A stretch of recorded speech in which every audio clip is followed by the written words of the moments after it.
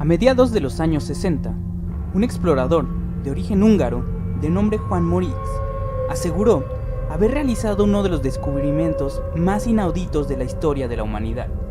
Según él, como resultado de una exploración en una cadena de cuevas ubicadas en medio de la selva, dentro de los límites entre Perú, Bolivia y Ecuador, había descubierto todo un mundo subterráneo con una cantidad impresionante de construcciones gigantescas, que en su interior albergaban una serie de galerías en las que se encontraban expuestas, entre varios artefactos, unas láminas de oro con dibujos y escrituras antiguas en las que se contaba la historia de toda la humanidad, pero desde el punto de vista de una desconocida y enigmática civilización subterránea.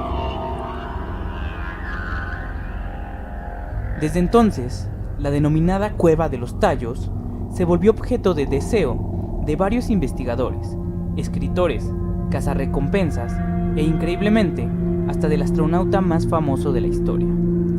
Todos ellos soñaban con algún día poseer aquel misterioso y secreto conocimiento ancestral, obviamente con su respectiva parte del tesoro. Pero este solo es uno de los innumerables lugares enigmáticos del planeta, y hoy conoceremos la historia de unos cuantos. Así comienza La Noche Paranormal.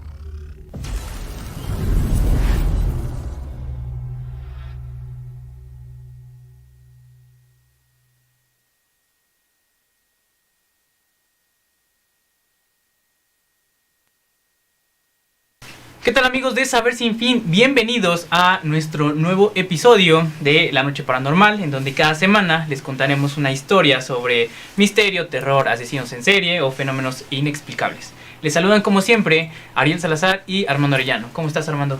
Hola, Ari, hola amigos, buenas tardes. Muy contento nuevamente por este nuevo programa y creo que este programa es realmente interesante. Quédense, escúchenos, opinen y bueno, a ver qué sigue. Claro. Recuerden que el episodio de hoy es traído a ustedes por nuestros patrocinadores: Zombie Gotcha Airsoft, calle 40 Norte y 18 Oriente, zona alta de la Plaza Comercial El Campanario, y Cervecería El Barrilito 2, Plaza Comercial El Campanario, local A19. Gracias a ellos y a ustedes este programa se puede realizar. Y queremos hacer un anuncio muy breve acerca de un nuevo proyecto que llevamos a cabo el día miércoles a medianoche, ¿Sí? en la Noche del Miedo. Un programa, un espacio dedicado enteramente a los relatos, leyendas, historias de terror. Estamos recibiendo sus llamadas, sus relatos y los estamos transmitiendo en vivo. Entonces se pone bastante bien. El día de hoy vamos a hacer la segunda transmisión a las 11:45 de la noche, más o menos, aproximadamente. Sí. Y pues bueno, los invitamos a que nos manden sus relatos. Ahí están los números de contacto.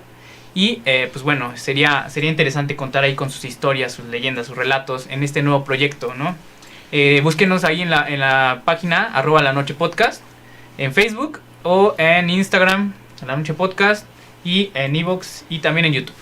Entonces, bueno, una vez dicho esto, creo que podemos comenzar con el tema de hoy, que es bastante interesante. Hay que darle, ¿no? A darle. Continuando con la historia que mencionábamos en un principio en el video, resulta que en 1972, el escritor suizo Erich von Däniken publicaría uno de sus más exitosos y controversiales bestsellers. Se trataba de El oro de los dioses. En dicho libro, von Däniken expondría al mundo entero la extraordinaria historia de la biblioteca de oro que Juan Moritz había descubierto dentro de un sistema de cuevas en la selva ecuatoriana. En el libro, no solo daba detalles explícitos sobre el contenido de las tablas y la ubicación exacta de las cuevas, sino también incluía una inédita acta notarial fechada en 1969, en la cual el gobierno ecuatoriano reconocía y otorgaba total crédito al explorador Juan Morix. Por tan increíble descubrimiento, ¿no? En ese momento, pues bueno, recordemos que no se conocía pues lo que había en la Cueva de los Tallos, y es precisamente Juan Morix, Sí. húngaro nacionalizado argentino, que pues da a conocer todo esto, ¿no? Y obviamente pues el gobierno ecuatoriano, bueno, él encuentra la forma de que el gobierno ecuatoriano pues le reconozca, ¿no? A través de estas actas notariales, y que bueno, logre tener digamos algo de beneficio a través de la explotación de estas cuevas, ¿no? Sí. En principio esa era la intención, después vamos a ver que no salió de la forma en que lo pensaba, pero bueno. En un fragmento del libro podía leerse un extracto de aquella acta notarial, que obviamente proporcionaba una sólida credibilidad a tan extraordinaria historia. En dicho fragmento podía leerse: yo, Juan Morix, un ciudadano argentino por residencia, nacido en Hungría, pasaporte número 4361-689, en la región oriental, provincia de Morona, Santiago, dentro de los límites de la República del Ecuador, he descubierto valiosos objetos de gran valor cultural e histórico para la humanidad. Los objetos consisten especialmente en láminas metálicas que contienen probablemente el resumen de la historia de una civilización extinta, de la cual no teníamos hasta la fecha el menor indicio. Los objetos se encuentran diseminados en distintas cuevas y son de la más variada naturaleza. He podido realizar el descubrimiento en circunstancias afortunadas. En mi condición de científico, investigué aspectos folclóricos, étnicos y lingüísticos de las tribus ecuatorianas. 11 de los objetos por mí encontrados presentan las siguientes características. 1. Objetos de piedra y metal de distintos tamaños y colores. 2. Láminas de metal grabadas con signos y escrituras. Y de hecho se trataba aquí de una verdadera biblioteca metálica que podría acaso contener un compendio de la historia de la humanidad, como asimismo revelar el origen del hombre o dar noticias acerca de una civilización extinta con sede bajo tierra. Es decir, que era una evidencia bastante sólida, ¿no? De esto que había encontrado Juan Morix en la Cueva de los Tallos. Sí, la verdad, y tiene fundamento, incluso llegó al grado del Vaticano que tuviera conocimiento de ese tipo de temas. Ok. ¿En qué aspecto? En un sacerdote, en un padre convencional, Ok. poco convencional de hecho, llamado el padre Crespi. Ok. Para Claro, ese sí, entonces, Personaje bueno, interesante. sí, el Papa Pío XI ordena a toda la gente que está en expediciones, como misioneros, perdón, en distintas partes del mundo. A cada uno lo convoca para, en las tribus en las que se encuentra, juntar los tesoros de cada tribu, para después crear una especie de museo. Ah, ok. Como una biblioteca privada, digamos. Algo parecido, digamos que museo era privado. una especie de concurso, ¿no? A ver qué... Ok. Si lo vemos de este punto, era como una especie de concurso Ok. en el cual el padre Pío XI convoca a sus misioneros a ver qué tesoro se encuentra cada uno de las tribus a donde fue enviado. Ok. Y padre Crespi, que era una persona que pues no nada más era un sacerdote, sino que era un profesor tanto en botánica como incluso era arquitecto. Ok, es una persona. Y estaba muy arraigado a la arquitectura también. Ah, perfecto. Tiene un breve contacto con una tribu de los Shuar. Los Schwartz, ok, los nativos del lugar de la Cueva de los Tallos. Bueno, de esa región de Ecuador, ¿no? Precisamente. Sí, de hecho, la tribu, el lugar donde habitaban los Schwartz, ellos le entregaban al padre Crespi un sinfín de tesoros porque, o sea, no nada más era por exigencia, ¿no? Claro. Padre Crespi, a pesar de que él tenía todo el conocimiento del nuevo mundo hacia la tribu Guayaquil también, la tribu Guayaquil era una tribu ecuatoriana,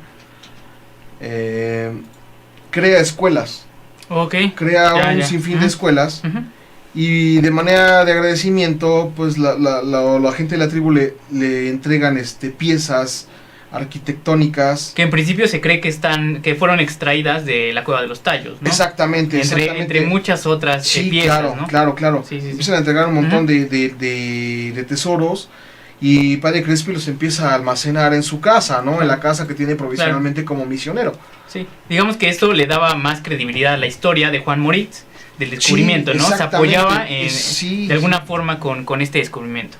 Bueno, obviamente después de la publicación del libro de Erich von Däniken, estalló la fiebre por la Cueva de los Tallos y la biblioteca de láminas de oro. A partir de ese momento, visitar la cueva se convirtió en una auténtica obsesión para científicos, exploradores, aventureros y cazarrecompensas. La publicación hizo eco en todos los rincones del planeta, hasta llegar a oídos de un explorador e ingeniero escocés, obsesionado con la ingeniería y las civilizaciones antiguas, especialmente las ubicadas en Sudamérica. De hecho, una frase que decía mucho este ingeniero es que América del Sur era la página perdida de la prehistoria. Y luego vamos a ver por qué. Su nombre era Stan Hall, quien tras dar lectura al libro de von Däniken, comenzó casi de inmediato a contactar a las personas involucradas en la historia, como al mismo von Däniken y a Juan Moritz, que era el que había descubierto primero la Cueva de los Tallos. Su intención desde un principio era organizar una expedición con un equipo sin precedentes para adentrarse a la Cueva de los Tallos y descubrir todos sus secretos. Entonces, tras un exitoso contacto con los involucrados, Stan Hall logró reclutar a una docena de instituciones científicas, a un cuerpo de militares ecuatorianos y también quizás al ser humano que había realizado la proeza más increíble de la historia: pisar la luna. Obviamente estamos hablando de Neil Armstrong. De hecho, lo nombró presidente honorario. Y Armando, esto de buscar como los misterios después de realizar una gran proeza como lo es ir a la luna o ir al espacio, es recurrente, ¿no? En varios astronautas. Sí. Lo hemos visto en Buzz Aldrin, en Edgar Mitchell, ¿no? Que inclusive son estas personas, estos astronautas que dicen haber visto pues naves voladoras y este tipo de cosas en el espacio, ¿no? Se dice que Neil Armstrong fue mandado por una religión. Claro, de hecho eso en unos momentos lo vamos a comentar, pero eso es bastante interesante. Sí, y como dices tú, o sea, alguien que ya vio las infinidades que existen de manera terrestre, viéndolas desde un punto que ninguno de nosotros quizás tengamos la chance de ver. Sí, jamás, ¿no? Adentrarse no a lo terrestre, sino a lo subterráneo. Sí, en algún momento tiene una especie de revelación, ¿no? Digamos. Sí. Y te digo, o sea, bueno, eso tiene que ver mucho con una religión que lo contrata. Bueno, se cree que lo contrata precisamente para indagar en ese tema. Sí, ¿no? Hay una religión en específico que de hecho se cree que metió de alguna forma dinero, una gran cantidad de dinero, para llevar a cabo la expedición. Y esto lo vamos a contar en un momento. Bueno, finalmente en 1976, Stan Hall, junto con Armstrong a la cabeza, llevarían a cabo la denominada Expedición Británica a la Cueva de los Tallos. Una expedición que no tendría precedentes. Curiosamente, Stan Hall había sostenido meses atrás varias reuniones con Juan Moritz, el descubridor de la cueva y sus tesoros, y obviamente lo había invitado a participar en la expedición como una pieza clave, ¿no? Obviamente nadie conocía mejor la cueva y realmente sí. que el descubridor, ¿no? No obstante, Juan Moritz rechazó rotundamente la invitación y durante muchos años no se supo por qué lo había hecho, ¿no? Si le estaban dando todo el respaldo, por qué se había negado. Al parecer fue debido a los intereses que había detrás de ella. Saqueada era uno de los tantos y eso es algo que no le gustó. Sí, incluso se habla de que hubo alguna especie de ¿cómo llamarlo? Como sabotamiento de todo el plano de investigación. Sí, un sabotaje de toda la investigación. Ajá. Porque el final de todo este acontecimiento era informativo. Ajá. Sin embargo, había quienes tenían una especie de sacarle sí, provecho económico, ¿no? Era más... Sí, más por eso. Sí, no era el interés cultural como tal, sino era más bien el interés que había económico, ¿no? Detrás de las láminas de oro, sobre todo eran las láminas de oro. Incluso dudó de Erich von Däniken. Ah, claro. En algún punto dudó de Erich von Däniken porque él pensaba que su intención era saquear lo que era el interior de la Cueva de los Tallos, o lo que era, significaba la cueva de los tallos, Ujú. era para fines propios. Claro, de hecho, bueno, recapitulando, Juan Moritz, digamos, es el que descubre las cuevas de los tallos y después esta información de alguna forma llega hasta Erich von Däniken, Ujú. que la publica en El Oro de los Dioses, digo, entre muchos tantos... La cárcel de los dioses. en alguno de esos libros lo publica y después con toda esta información ya Stan Hall ya pues realmente se informa, conoce a Moritz, conoce a von Däniken y bueno, se empieza a armar todo este tipo de plan para hacer la expedición, pero detrás había muchos intereses y algunos intereses estaban peleados con lo que quería Juan Moritz, que en realidad era de alguna forma pues tener crédito sí del descubrimiento, pero prevalecer todo lo que estaba ahí dentro de la cueva, ¿no? Sí, y darle más Énfasis, ¿no? énfasis al descubrimiento, ¿no? Claro. O sea, realmente demostrar qué es lo que había pasado, qué es lo que existía dentro de esa cueva. Y descifrar las láminas, esas famosas láminas, Sí, ¿no? o sea, él no quería fama. Ujú, Él claro. lo que quería era demostrarle al mundo que existía ese tipo de cosas en un mundo que quizás nosotros no conocemos. Sí, exactamente, eso es súper interesante. Obviamente, una expedición de este calibre requería un fuerte financiamiento y parte de los gastos fueron cubiertos por las instituciones científicas invitadas. Otra parte por el propio Stan Hall y otra más por un poderoso grupo de mormones, quienes habían obtenido información privilegiada de las expediciones previas de Moritz. Según esa información secreta, o casi secreta, varias de las láminas de Moritz, o más bien de las láminas que Moritz había encontrado en la cueva, podrían ser las mismas que supuestamente fueron entregadas al profeta Joseph Smith por el ángel Moroni y que son la base actual de la religión mormona. Por ende, de encontrar esas láminas, su religión obtendría una prueba irrefutable de veracidad histórica, lo que muy pocas religiones, o me atrevo a decir ninguna, tiene al día de hoy, ¿no? Ahí entra lo que platicamos hace un momento de Neil Armstrong, ¿no? Ujú. Neil Armstrong fue patrocinado por los mormones precisamente para indagar a las pruebas de los tallos, precisamente porque se cree que el ángel Moroni. Moroni tenía relación con cierta cueva. Sí, de hecho, el lugar de la cueva es Morona Santiago y el Exactamente. ángel es Moroni, entonces lo relacionaban. Y aparte, esta información es muy importante, esta información secreta que obtuvieron directamente el descubridor de Juan Moritz para, bueno, que les había dicho que estas láminas, o les había dado a entender más bien que estas láminas podrían ser las mismas, ¿no? Que del profeta Joseph Smith. Entonces, obviamente, es como si, no sé, en una expedición arqueológica, de momento encontraran, pues no sé, una moneda con la cara de Jesucristo, ¿no? Entonces sería algo así como una prueba histórica, al menos irrefutable, que pues obviamente haría más difícil, pues negar este tipo de religión. Entonces eso es lo que se buscaba, ¿no? Pero aquí es muy interesante porque realmente el origen de los mormones lo consideran que es en Sudamérica, precisamente Ujú. en Bolivia, Sí, es donde creen que es el origen de su supremacía. Hace algunos capítulos hablábamos del origen de los arios, ¿no? claro. Que supuestamente lo que piensan o lo que pensaron es que eran residentes de los atlantes y su descendencia terminó en los tibetanos. Ah, claro, Bueno. sí. De alguna forma rastreaban su origen ahí, Sí. ¿no? El punto de los mormones llegar hasta Sudamérica para llegar a pensarlo Ujú. y financiar a un astronauta como Neil Armstrong, Sí, que ya conoce el espacio. sí. Sí, Y con va- pocas y- cosas se podía impresionar, ¿no? Sí, claro. Y llegar a un punto en el cual también él adentrarse a buscar el origen de una religión, llamémoslo de esta manera, o el origen incluso de la vida, no sé Sí, cómo llamarlo, puede ¿no? ser, era un misterio, ¿no? Digo, al fin y al cabo no sabía con lo que se iba a encontrar, pero pues seguramente tenía información privilegiada que ninguno de nosotros conocemos al día de hoy. Pero fíjate que todavía esta religión tiene muy arraigados sus orígenes Claro, sí. y lo siguen buscando desde Sí, raíz. sí, lo tienen muy claro, ¿no? Ujú. Y llegar hasta un punto es realmente impresionante. Claro. Llegar hasta este punto que pocos conocen Ujú. y llegarlo y tratar de adentrarse más es realmente impresionante porque tienen bien esclarecido de su religión, o sea, tienen Sí. tienen bien fundamentado su forma de pensar, ¿no? Claro, sí, es bastante interesante. De hecho, también se cree que los mormones, que los masones estuvieron involucrados en esta expedición. Para que veamos el punto hasta donde llegó todo esto, ¿no? Se cree que inclusive Neil Armstrong era, o más bien lo que se dice es que era a nivel 32. Entonces es un nivel bastante alto para la masonería, ¿no? Sí.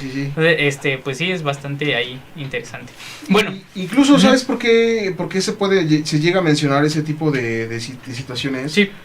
Por los artefactos que le entregaron al padre Crespi, en los cuales se encontraban pirámides con el típico, en la punta de la pirámide, con el típico ojo de Horus, que todos relacionamos recientemente con lo que es la masonería. Claro.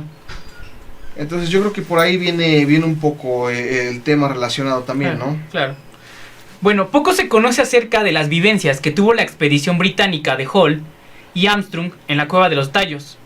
Estuvieron cerca de una semana adentrándose en lo más profundo de estos túneles, guiados por una decena de indios Shuar, que eran nativos del lugar. Se recolectaron exitosamente varias muestras científicas de la flora y la fauna del lugar. Fueron testigos del famoso e imposible arco von Däniken, que es una, formación o una piedra, una pared de piedra o de ladrillos que no puede ser de ninguna forma natural, ¿no? Una construcción natural. Y bueno, también en la entrada tomaron una serie de estudios fotográficos, y esto lo conocemos porque se dieron a conocer algunas de esas fotografías, ¿no? Pero esto es lo más interesante. Hacia el último día de expedición, y siempre según los testigos Shuar, que dieron su testimonio varios años después del suceso, Hall y Armstrong ordenaron recolectar en 2 enormes cajas negras una serie de artículos que habían sido recolectados dentro de la cueva. Se desconoce si se trataban de cerámicas, figuras de oro o las famosas láminas. Lo cierto es que a los indios Shuar se les prohibió indagar acerca del contenido de las cajas, las cuales fueron cargadas hasta una de las entradas principales de las cuevas, en donde un helicóptero se encargó de llevarlas a un paradero hasta el día de hoy desconocido. Ni Hall ni Armstrong entregaron datos acerca de estos artículos, supuestamente extraídos de las cuevas. Lo cierto es que después de la expedición, Hall se embarcó en una odisea por desvelar varios de los enigmas globales de la humanidad. Estudió la destrucción de la Atlántida, la ciudad perdida de Ptolomeo, y rastreó la historia del ascenso y la caída de varias civilizaciones antiguas. En tanto, Armstrong pocas veces declaró algo acerca de esta expedición. Solo se limitó a decir que aquella visita al mundo subterráneo, cuando menos, se encontraba a la par de su vivencia en la Luna. Misteriosamente, a partir de este punto y hasta el año de 1998, varios de los involucrados en el descubrimiento de la Cueva de los Tallos comenzaron a morir en situaciones, cuando menos, poco usuales. Digámoslo así, ¿no? Entre comillas, poco usuales. Entre ellos Juan Morix, el descubridor de la cueva, quien falleció en 1991 en Guayaquil, Ecuador, en circunstancias que nunca fueron aclaradas por el gobierno.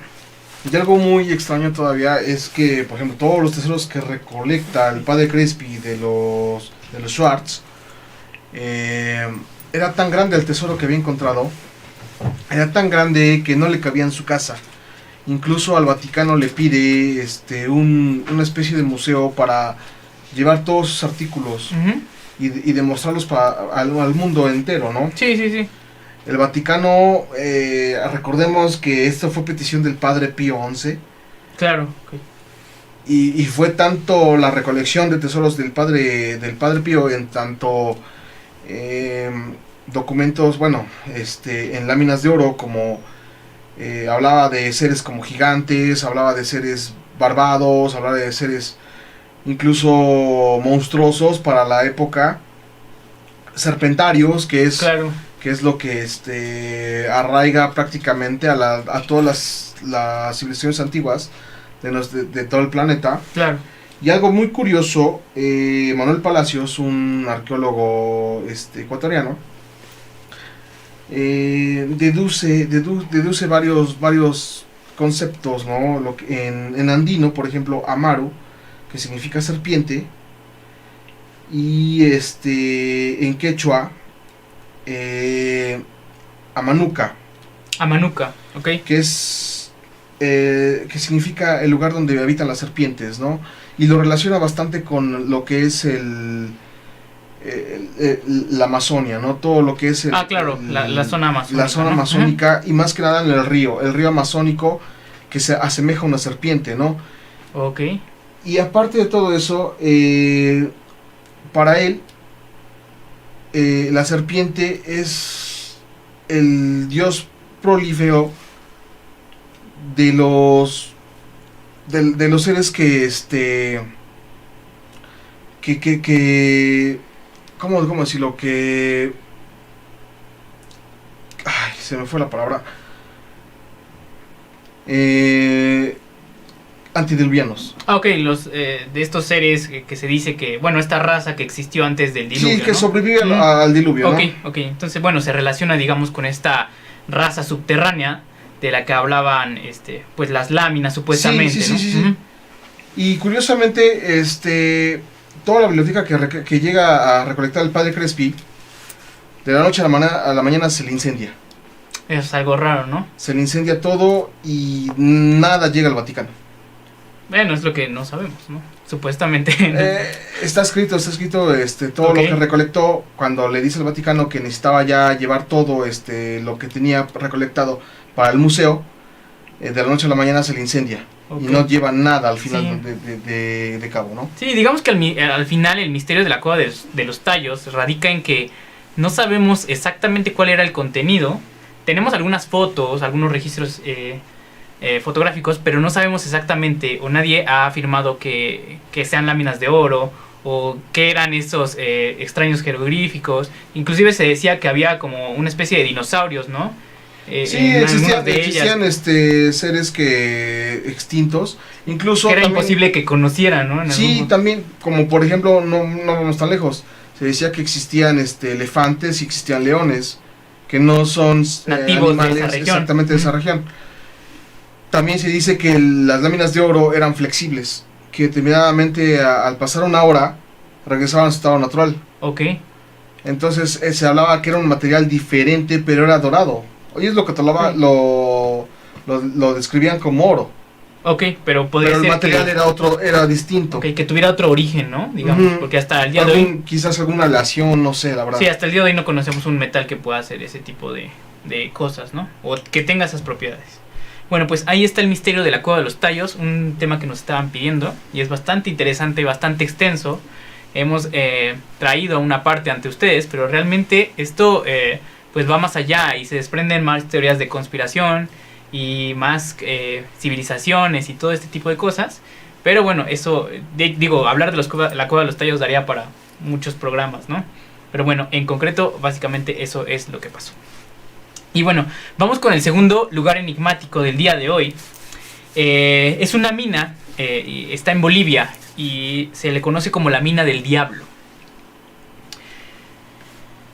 Se trata de una mina de plata en Cerro Rico, Potosí, Bolivia.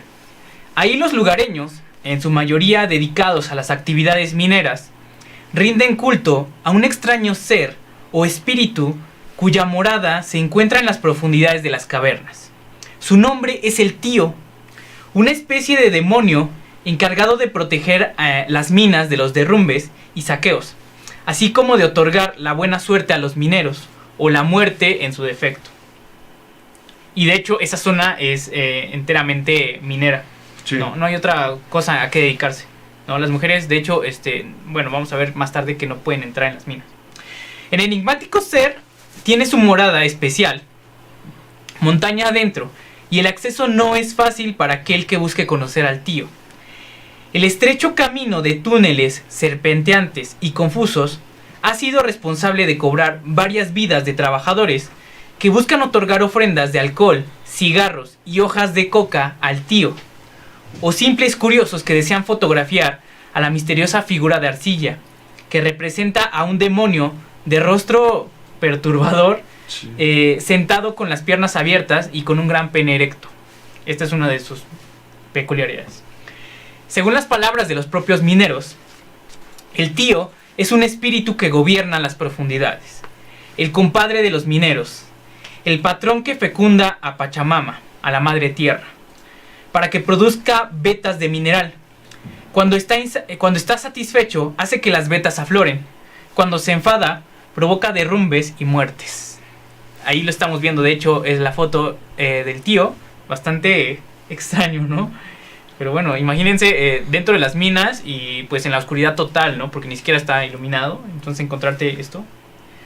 Pero el enigma de la mina del diablo no se queda hasta aquí, pues otra particularidad del lugar consiste en que las mujeres que viven cerca de la mina tienen prohibida la entrada bajo cualquier circunstancia, y la razón va más allá de una mera cuestión de género, sino más bien está relacionada con un comportamiento peculiar del tío, pues se cuenta entre los mineros que las mujeres no pueden entrar a las minas porque el tío se enamora de ellas y se levanta de su sitio para perseguirlas a través de los varios kilómetros que componen el sistema de perforaciones de la mina.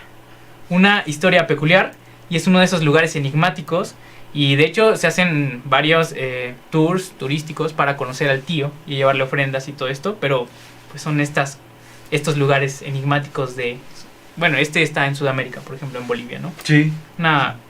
Una historia peculiar de estos ídolos bajo tierra, ¿no? Que se dan en muchas culturas. Sí, realmente sí. Incluso me llega a la mente otro ídolo que se encuentra precisamente en una ciudad hondureña.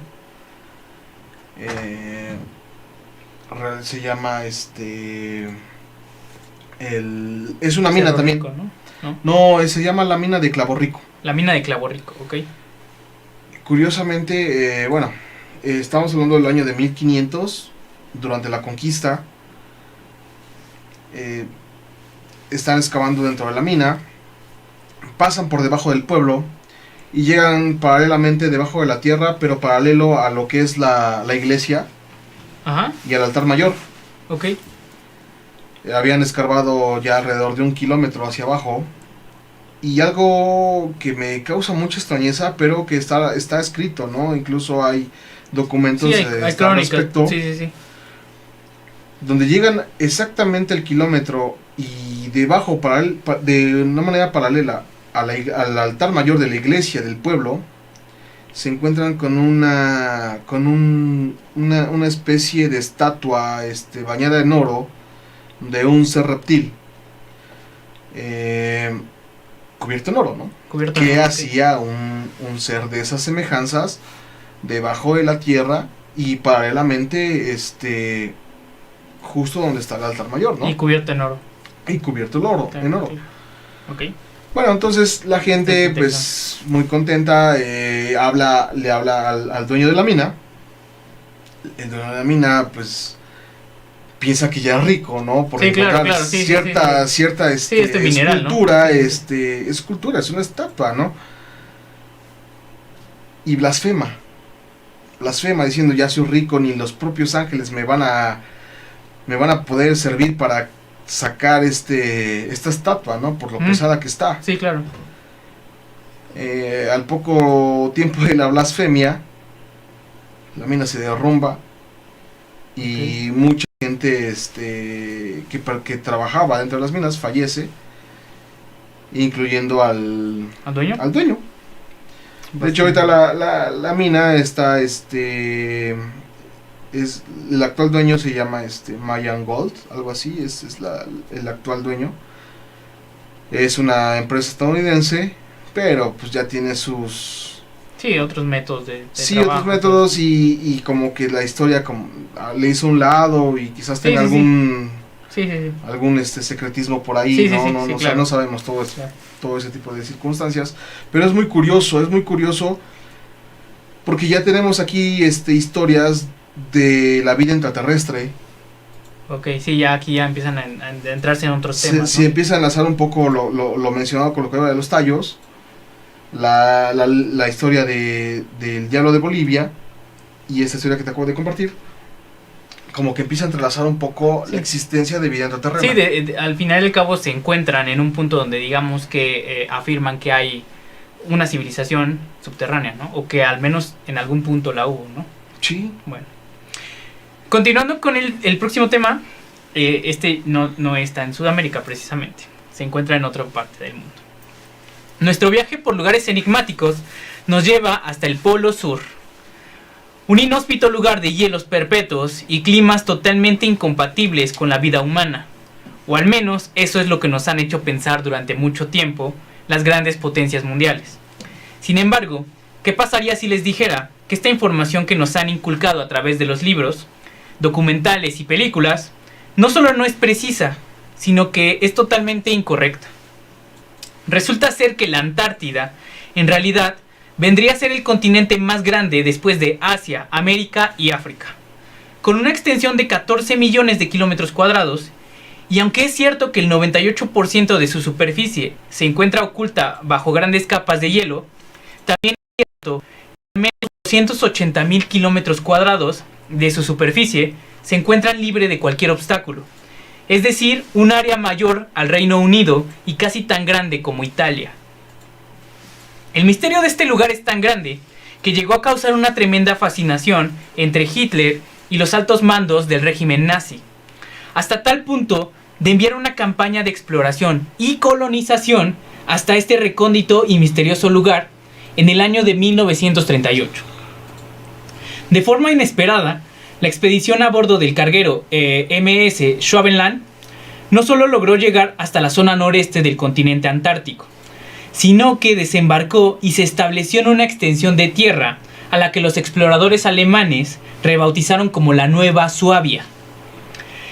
Las actividades militares realizadas por la Alemania nazi en ese lugar aún siguen siendo una incógnita. Se conoce que entre sus varios logros pudieron establecer zonas seguras dentro de grutas de hielo, adecuadas para que los submarinos alemanes pudiesen reabastecerse o pasar inclusive un buen tiempo inactivos para esconderse, ¿no? Digamos. Sí. No obstante, lo que se convertiría quizás en la mayor incógnita provendría de las palabras del mismísimo almirante alemán Karl Donitz, que era el jefe supremo de la flota de submarinos alemanes. Durante el desarrollo de la guerra llegó a declarar lo siguiente: la flota alemana de submarinos está orgullosa de haber construido para el Führer, que era Hitler, Sí. en otra parte del mundo, una Shangri-La, una fortaleza inexpugnable. Se cree que dicha fortaleza al menos estuvo activa desde 1940 hasta 1946, es decir, un año después del final de la guerra, y albergó a cerca de 30.000 personas, cuyas actividades aún siguen siendo desconocidas. En este punto es preciso afirmar que algunos investigadores señalan que la base continuó en operaciones por mucho tiempo después de la guerra, incluso hasta principios de los años 60, lo cual dio pie a varias teorías de conspiración que afirmaban que Hitler había logrado huir junto con un círculo muy cercano hasta la Nueva Suabia, en donde se estableció y residió hasta su muerte. Lamentablemente estos datos son muy difíciles de comprobar. Sin embargo, lo que sí podemos conocer es que entre los años 1939 y 1955, los Estados Unidos comenzaron varias misiones de exploración hasta la región antártica, muchas de ellas lideradas por el emblemático y misterioso personaje, el almirante Richard Evelyn Byrd, quien, según el controversial libro de Amadeo Giannini, Los mundos más allá de los polos, en una de estas expediciones antárticas terminaría por descubrir la entrada a un mundo subterráneo denominado como la Tierra Hueca, y que se relaciona otra vez con este tipo de civilizaciones subterráneas, ¿no? Sí, un punto bien importante que tocaste hace un momento es la Nueva Shangri-La. La Nueva Shangri-La se cree que es el punto clave donde se encuentran todos las altas mentes del mundo, como el Shambhala que existe en el Himalaya. Claro. Sí, el rey del mundo, ¿no? Algo así. Se cree que es una civilización que existe donde están todos los altísimos seres capaces de pensar más allá de lo terrenal. Claro. O sea, lo que es Shangri-La y Shambhala, ¿no? Unos dicen que se encuentran en la cúspide del Himalaya, otros se creen que está subterráneo. Ok. Y es algo bien importante porque de ahí es que, tú lo mencionas, ¿no? Hitler buscaba lo que era el origen de la Tierra Hueca. ¿Por qué? Porque en algún momento en una expedición, lo platicamos en el programa anterior, buscaban en el Tíbet, buscaban lo que era el acceso a Shambhala. Okay. A Shambhala. Y de alguna manera llegan con la Antártida. Uh-huh. Y se cree que la Antártida es una especie de puerta para el mundo subterráneo. Sí, la teoría de la tierra hueca, ¿no? Se conecta a todo esto, ¿no? Sí, y existen muchas teorías acerca de la tierra hueca, ¿no? Sí. El que mencionas, incluso hay desde años, miles de años o cientos de años atrás, en las cuales también unos pescadores encuentran un surco, siguen navegando, pasan ciertas tempestades y llegan a una tierra de gigantes. Ok. Pero es intraterreno. O sea, existen todo bastantes, el mundo bastantes claro. Historias relacionadas a la Tierra, a un mundo dentro del mismo mundo que conocemos nosotros. Ok. Bueno, nuevamente la información es controversial y difícil de contrastar. Lo cierto es que las expediciones de Byrd hicieron posible para Estados Unidos la construcción de una base militar en la Antártida, supuestamente dedicada al estudio meramente científico, otra vez entre comillas, y para la preservación de especies y formas de vida de la región. Obviamente, y como seguramente ya lo han deducido muchos de ustedes, estamos hablando de la base McMurdo. Y por si fuera poco, y para terminar con el tema de la Antártida por ahora, sé que muchos hemos escuchado hablar alguna vez del famoso lago Vostok, que precisamente es otro lugar enigmático dentro de la Antártida. Y aquí tenemos un misterio doble, pues resulta que en 2001 la NASA informó la presencia de una gran anomalía magnética justo debajo de las aguas del lago, lo cual parecía indicar la presencia de un enorme yacimiento de algún tipo de metal o, en su defecto, de un artefacto metálico de enorme tamaño. Extrañamente, tras esta confirmación, la NASA poco tiempo después de esto decidió retirar urgentemente sus equipos que permanecían estudiando las propiedades del lago. Una decisión que obviamente tomó por sorpresa a gran parte de la comunidad científica.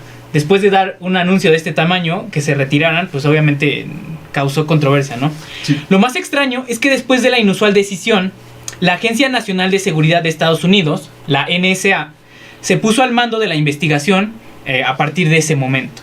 O sea, encontraron algo sumamente especial, ¿no? Digamos, no queremos entrar en controversia sobre si puede ser un platillo volador o algo así, ¿no? Sí, causó cierta extrañeza, ¿no? Sí. Bien, pues unos años más tarde, se presume que en 2005, según el investigador y escritor norteamericano Joseph Hale, un equipo de buceo militar conformado por 12 personas que trabajaban en conjunto con la NSA se encontraban realizando una inmersión de exploración en el lago. Probablemente querían llegar hasta ese lugar, ¿no? De minerales o de algo, ¿no? Sí. Algo había que llamaba la atención. Esa formación metálica, ¿no? Sí. Todo parecía ir bien, hasta que de forma repentina, uno de los buzos informó, aterrado por el intercomunicador que llevaba en su equipo, que algo lo estaba persiguiendo dentro del agua. Sí. Y curiosamente, esas aguas, o las aguas del lago Vostok, son aguas dulces. Uh-huh. Entonces no podía ser un tiburón o una ballena o algo así, que en esas circunstancias pues, es difícil que vivieran, ¿no? Sí. Pero no podía ser ninguno de estos animales. Unos minutos después, su intercomunicador dejó de emitir señal, así sin más, y no se supo nada del paradero del buzo. Obviamente, tras la aterradora experiencia, los 11 buzos restantes se negaron rotundamente a trabajar en el lago. Obviamente, ¿no? Creo que como cualquier persona. Acto seguido, fueron interrogados por los agentes de la NSA y repatriados en un avión Hércules C-130 desde la base de McMurdo hasta los Estados Unidos. Y lo curioso aquí es que los Hércules C-130 tienen capacidad, investigando un poco de esto, para 92 pasajeros, pero también pueden cargar hasta 19 toneladas de material. Entonces, podría ser posible que se llevaran algo, ¿no? Digo, es una teoría, no está confirmada, pero obviamente Hay, da lugar a hay quienes hablan de que se encuentran con una criatura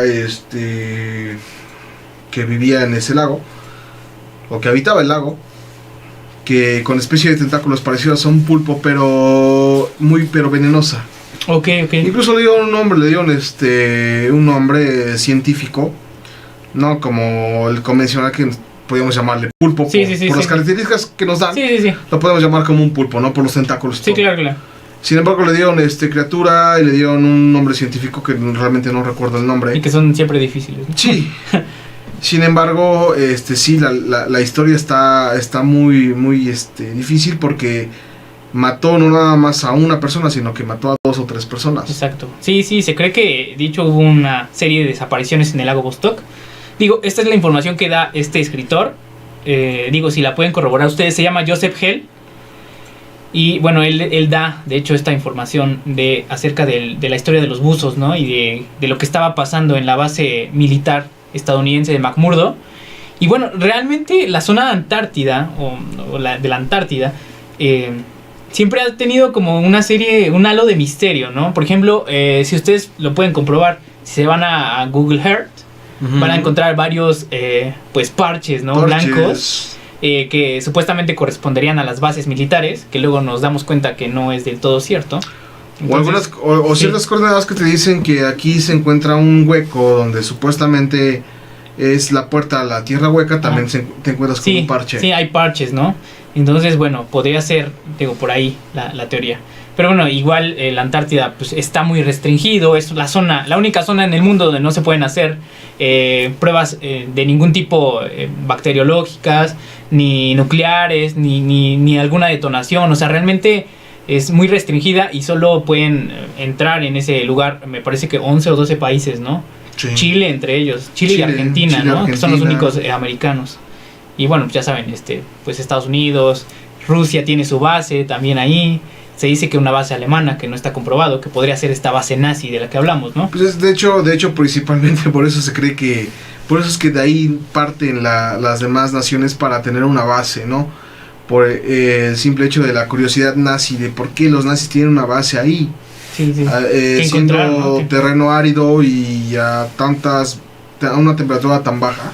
Sí. Algo debieron haber encontrado, y sabemos que los nazis eran un país, bueno, realmente un país en potencia. Sí, una potencia mundial. Que tenía secretos muy arraigados, y de ahí es que las demás naciones se adentran a buscarle el pensamiento nazi, ¿no? Claro. ¿Qué pensaban o a qué querían llegar, ¿no? Sí. Y todo esto que se desclasifica es parte de... Claro. Porque realmente no sabemos qué existía, ¿no? Se hablan de bastantes teorías que existen en la Antártida. Claro. Tanto de lo que acabas de mencionar, este ser que existe, como incluso bases extraterrestres, choques de ovnis, puertas hacia lugares místicos como Shambhala o Shangri-La, etcétera, etcétera, ¿no? Sí. Entonces de ahí es que se deriva el mundo voltea a ver hacia la Antártida. Claro. Y de hecho, un dato curioso de la noche paranormal es que el clima de la Antártida es más parecido, bueno, obviamente hay hielos y todo eso, y creyéramos que es una zona húmeda, pero en realidad es más parecida a un desierto. Sí. A un desierto, es seca y no hay lluvias, entonces es algo curioso, pero sí. Sí. Un desierto en medio del océano, ¿no? Del hielo, ¿no? Del hielo, realmente es así, ¿no? Bueno, vamos a continuar nuestro recorrido por los lugares misteriosos. Toca el turno. Ya de por sí el emplazamiento del que vamos a hablar es uno de los más enigmáticos del planeta. Otro, ¿no? Fue erigido, poblado y abandonado en un lapso no mayor a 100 años. Se cree que sobre el siglo XV. Se encuentra a 2.430 metros de altura, en la cima de las montañas de los Andes en Perú, y fue redescubierto en 1911 por Hiram Bingham, quien bautizó a la ciudad con el nombre de la ciudad perdida de los incas, pues en un principio creyó haber descubierto la mítica ciudad de Vilcabamba. Más tarde, el distrito sobre el que está erigido el complejo le daría el nombre con el que se le conoce en la actualidad, Machu Picchu. O, de hecho esto significa la montaña vieja. A día de hoy aún se desconoce a ciencia cierta los orígenes de la ciudad, el motivo de su construcción y la razón de su prematuro abandono. Se cree que el lugar pudo ser un complejo religioso construido en honor de Pachacútec, el noveno emperador del imperio inca. Sin lugar a dudas, Machu Picchu es un lugar que aún se niega a revelar sus más grandes secretos. Nadie ha sido capaz de explicar cómo pudo construirse una ciudad de tal magnitud en tan poco tiempo y con acabados en piedra tan finos y exactos que resulta imposible insertar una hoja de papel entre las uniones de sus rocas. Y de hecho una cosa notable es que se construyó con herramientas pues totalmente arcaicas, no digamos, ¿no? O es lo que se cree, ¿no? O es lo que, al menos es lo que se cree. Aunado a esto, es importante mencionar que el gobierno y los arqueólogos peruanos creen que al menos el 60% de la ciudad realmente está construida bajo tierra, justo en el corazón de las montañas, y que aún permanecen decenas de senderos ocultos en el espesor del bosque de las nubes, que es así como se llama el bosque alrededor, porque pues obviamente es una zona muy elevada, ¿no? Entonces por eso se le dio el nombre del bosque de las nubes, cuyos caminos podrían llevar a otros sitios arqueológicos cercanos. Respecto a la peculiar formación natural de montañas, en donde está construida la ciudad inca, que dan la apariencia de ser el rostro de una mujer dormida que mira hacia el cielo, se han descubierto recientemente algunos restos de oro incrustados en parte de esas piedras, que dan esa singular forma de la montaña, de hecho en la nariz, lo que ha dado pie a la creencia de que los incas habían seleccionado especialmente ese lugar para la construcción de esta ciudad, y lo más insólito aún, que conocían perfectamente el tan peculiar relieve natural de la montaña, lo cual no es tan increíble si tomamos en cuenta que también construyeron las líneas Nazca, ¿no? Sí.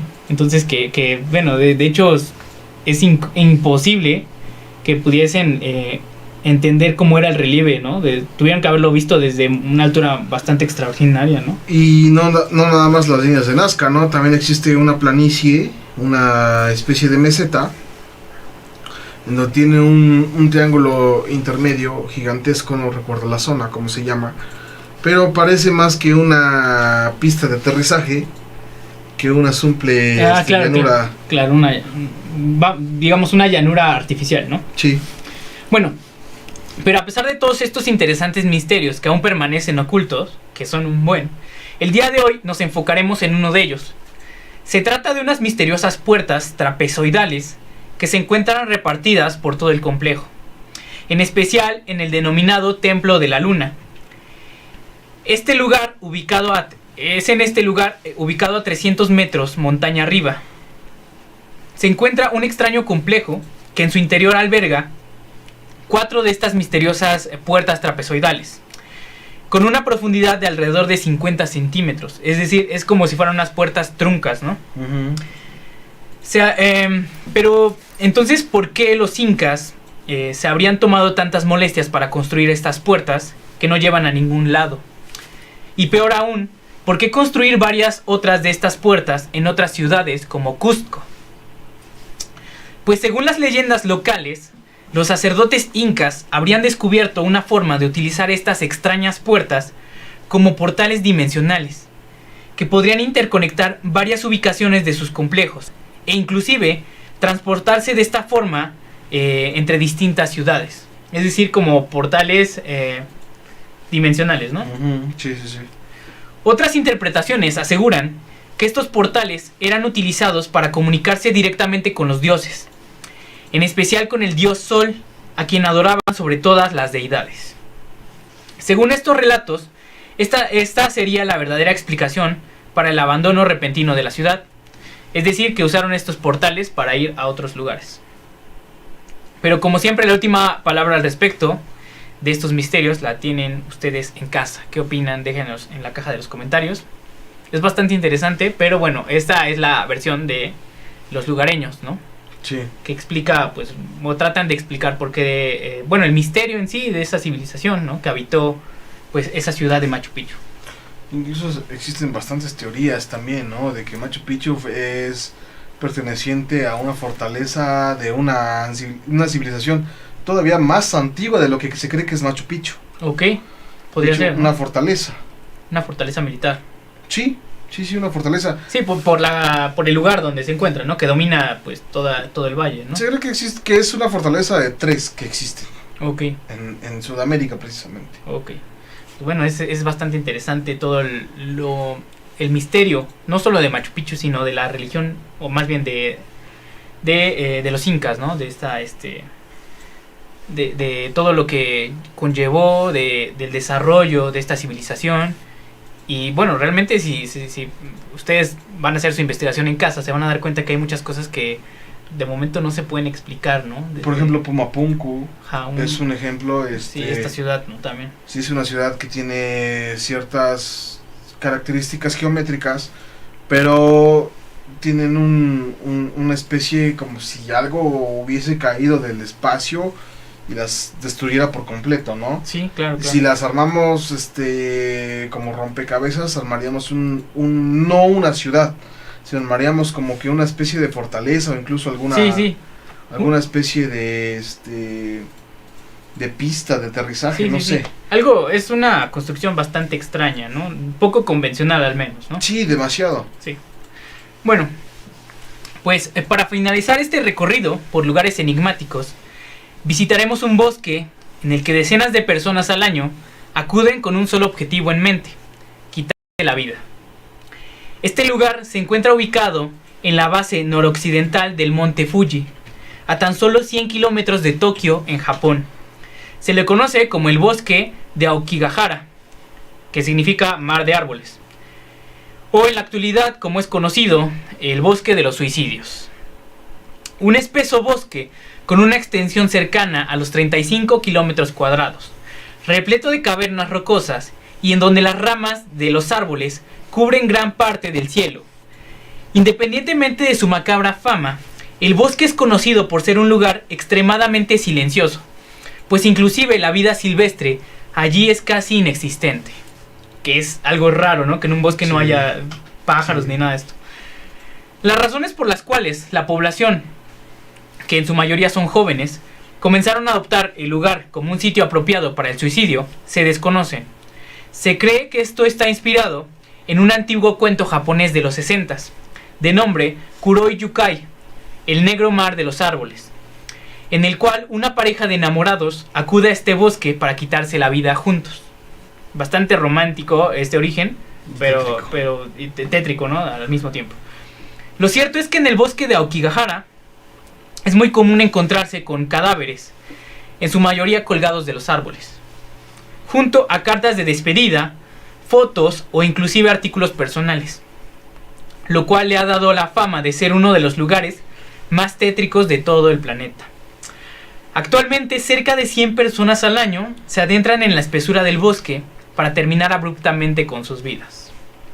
Tu opinión respecto y su opinión en casa respecto al bosque de los suicidios, uno de estos lugares pues no solo enigmáticos sino macabros, ¿no?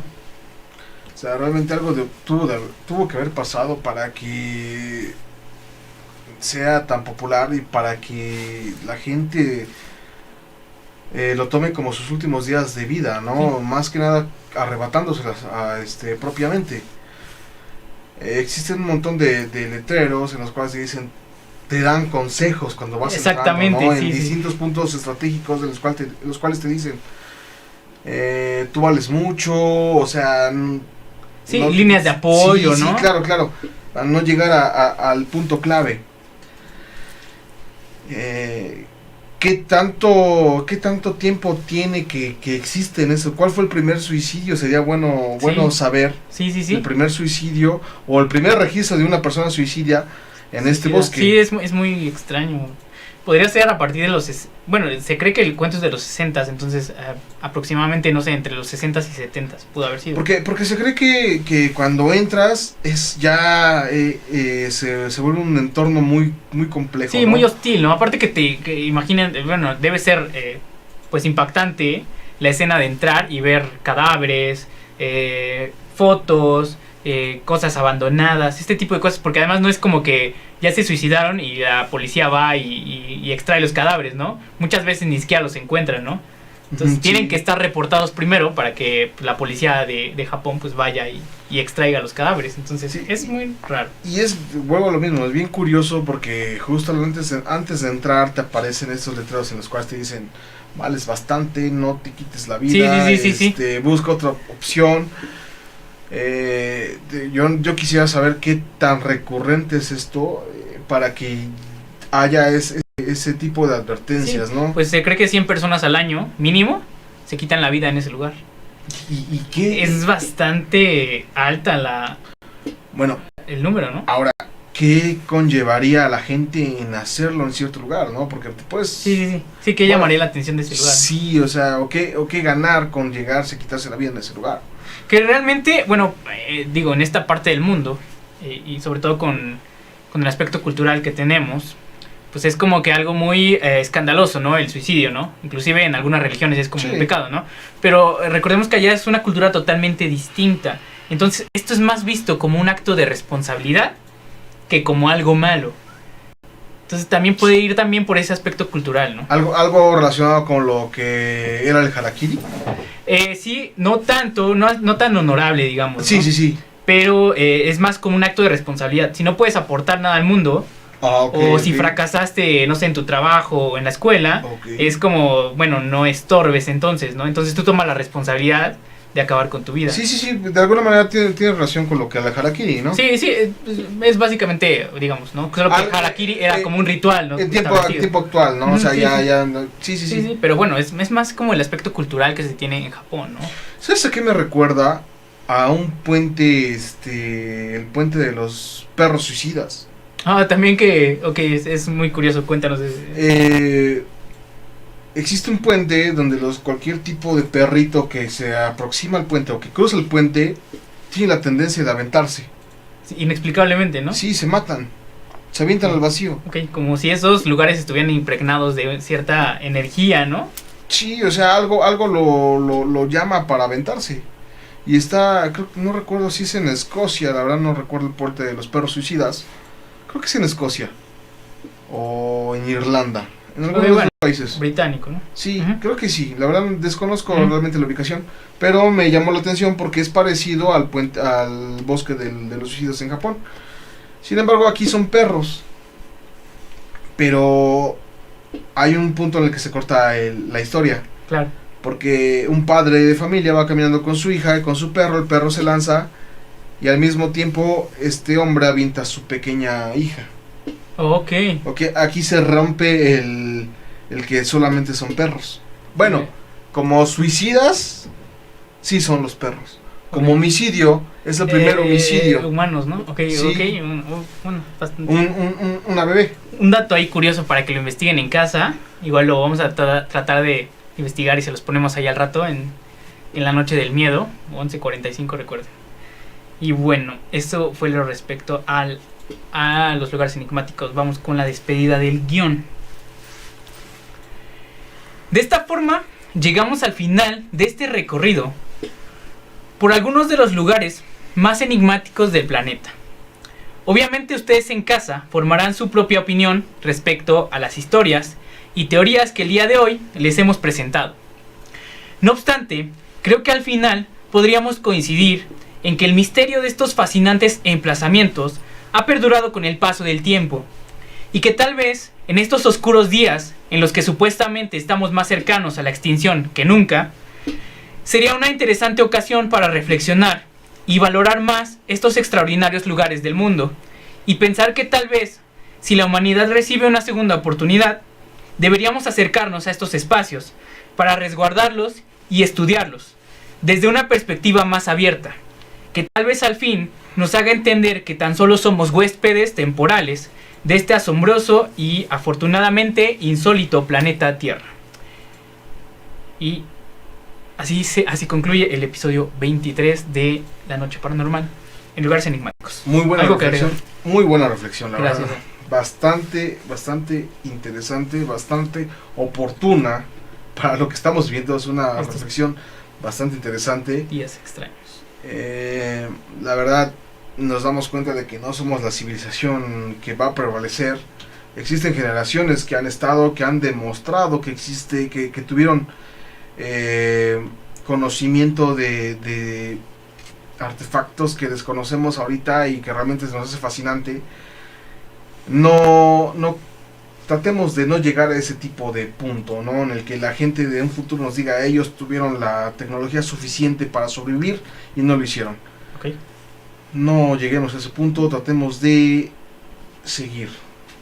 Algo que me intriga bastante es lo de Machu Picchu, la verdad. Sí, es increíble eso. Yo sigo creyendo que es una especie de una fortaleza. Después tocaremos ese tema. Está relacionado otra vez con Sudamérica, precisamente la Amazonia. Y bueno, lo dejamos para otro día. Lo dejamos para otro día. Bueno, pues de hecho les agradecemos su presencia el día de hoy. Fue un tema bastante extenso, pero como siempre, fiel a nuestro estilo, hemos tratado de recopilar las partes más importantes, las partes más impactantes, para que pues ustedes en casa hagan su propia investigación, que eso es lo importante, ¿no? Si tienen la posibilidad después de esto que estamos viviendo, de visitar estos lugares, pues sería interesante, ¿no? Ese tipo que lleven esta información, que traten de corroborar lo que les hemos contado, lo que han visto en internet. Muchas veces pues realmente esa es la labor, ¿no? Y sobre todo, aunado a la reflexión que hacíamos al final, en nuestros programas no hemos tocado, de hecho, o hemos tratado de tocar al mínimo el tema de lo que estamos viviendo, de la contingencia.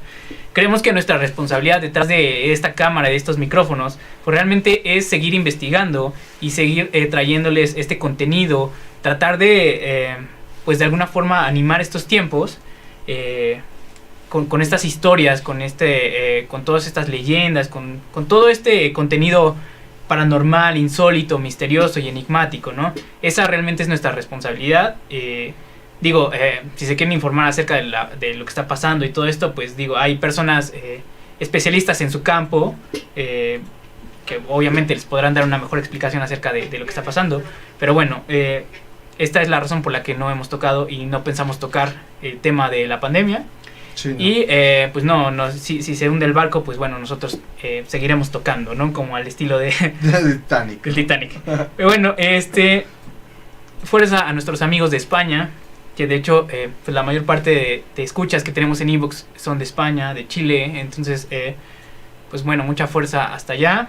Son tiempos difíciles, pero van a superarlos.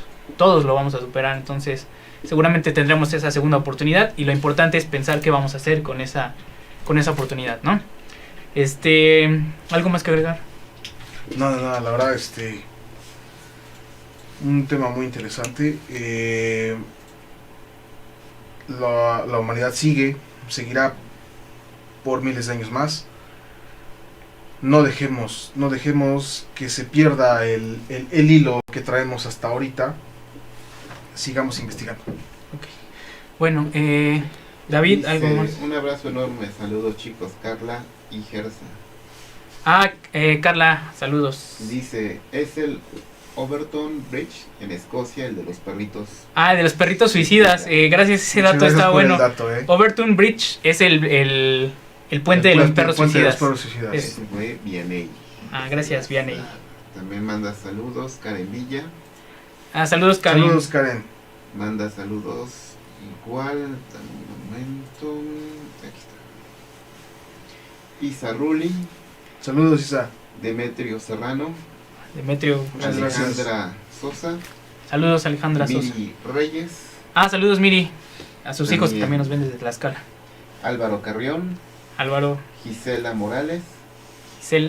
Y Alejandro Rivera Domínguez. Gracias, Alejandro. Con un alcance de 580 personas alcanzadas y 41 interacciones. Muchas gracias. Pues bueno, ahí está el capítulo del día de hoy. Recuerden, nos vemos hoy a las 11:45 p.m. en el programa La Noche del Miedo. Ahí es puros relatos, historias, leyendas. Mándenos ahí su historia, su relato. Sí, ¿a qué número?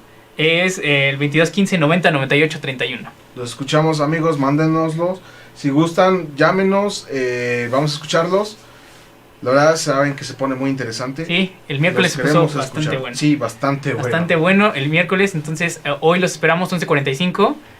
Terror puro y duro, ahí sí, es menos misterio, es más terror. Entonces, experiencias paranormales, si han visto algo, ovnis, de hecho tuvimos ovnis el miércoles también. Sí, sí, sí. Llámenos en vivo o mándenos su relato a través de WhatsApp, o inclusive nos han mandado relatos escritos, ¿no? También. Sí, también, Pues también. como sea su Sí, como mejor lo- participación, Sí, sí, sí. como nos quieran dar Sí. el tema, estamos para escucharlos. Bueno, pues creo que sin más que agregar, esto ha sido todo en el programa 23 de La Noche Paranormal. Síganos a través de las redes sociales, @lanochepodcast. Y también en La Noche del Miedo, igual @La Noche del Miedo. También en Instagram, La Noche Podcast, en YouTube y en iVoox. Descarguen los episodios en iVoox. Entonces, bueno, pues esto ha sido La Noche Paranormal. Gracias por su preferencia y hasta... La próxima. Gracias.